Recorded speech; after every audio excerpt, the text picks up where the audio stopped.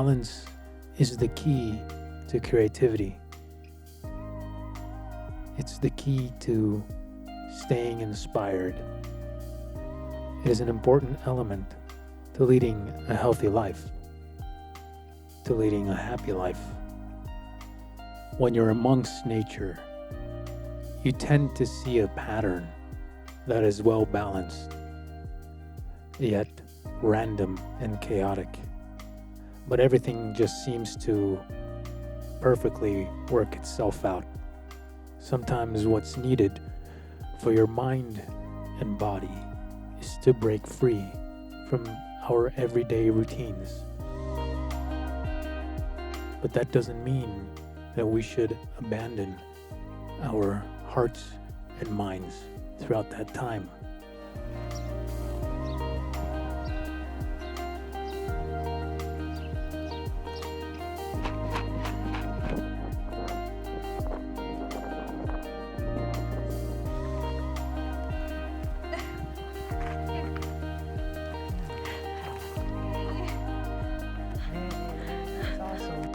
When drawing from life, you reflect on your own work, and it allows for you to reflect on yourself, the world around you that you draw from, and the broad strokes of nature speaks language that is personal and unique to you. It is in sync with your consciousness. Whether you're alone or with somebody or a group of friends, how you observe the world will be uniquely interpreted through your drawing or painting. And those are two beautiful worlds melting together to create something unrepeatable and completely rare and special in its own way. To me, drawing from imagination is another form of projecting your dreams visually. When we draw from life, we pick up on those thoughts because there's a sense of tranquility that we begin to meditate on, and our subconscious thoughts melt with our current conscious process. We really loved sketching the horses because just being there and seeing them in person, seeing them face to face and touching them and feeding them, it's almost overwhelming. The feeling that you get, it's almost numbing to the point where you would think it would help with your gestures and your drawings to familiarize you and to make your drawing better. But in fact, it actually takes a little bit for your mind to reset and feel, as opposed to overanalyze and think too much.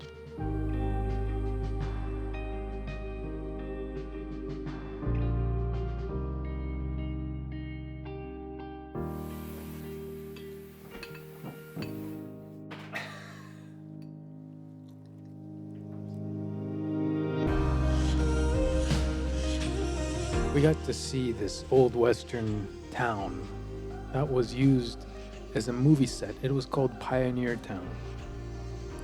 And these buildings and props that they had built, it was in a way kind of a magical experience because you know this is an interpretation of what the Wild West might have looked like. This isn't actually a real depiction. However, we're essentially walking through somebody's vision of the West. And getting to draw that is almost like a dream within a dream, because we are interpreting our vision of a vision that we get to walk through and feel and sit in and peek inside the windows and take in the smell of the wood and the wildlife of the desert.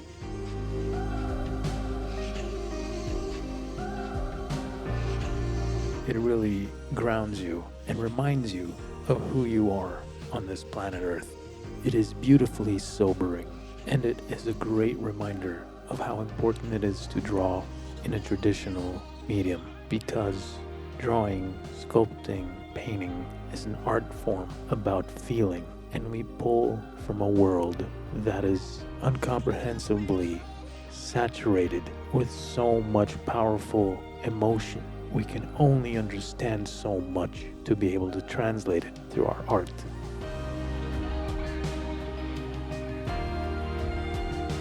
This trip frees your spirit. It takes your mind and body and it rebuilds you from the ground up.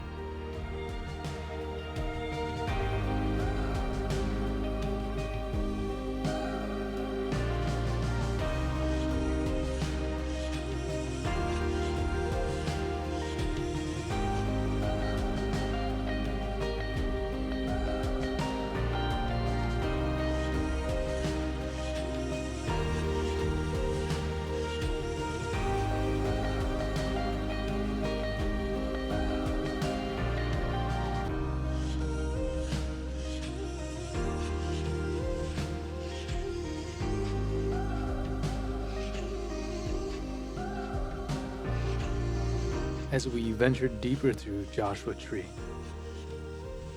we were mesmerized by the different type of cacti and rock formations that were spread throughout this enormous desert terrain. And listening to the wind gliding across the land and hearing the echoes of other people in the distance as they were talking or laughing, it gave off the feeling of how huge this place really is. Observing the color and seeing the distant shapes makes you feel tiny amongst giants. This was such a beautiful trip. It's almost hard talking about it and recalling it because it's hard to put into words. And going home, it really makes you appreciate what you have and where you are in life.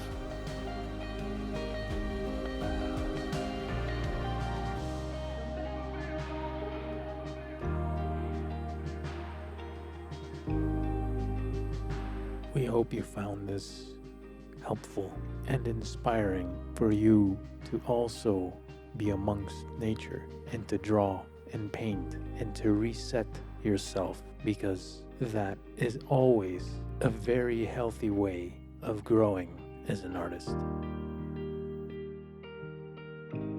Thank you for watching, and we'll see you guys in the next one.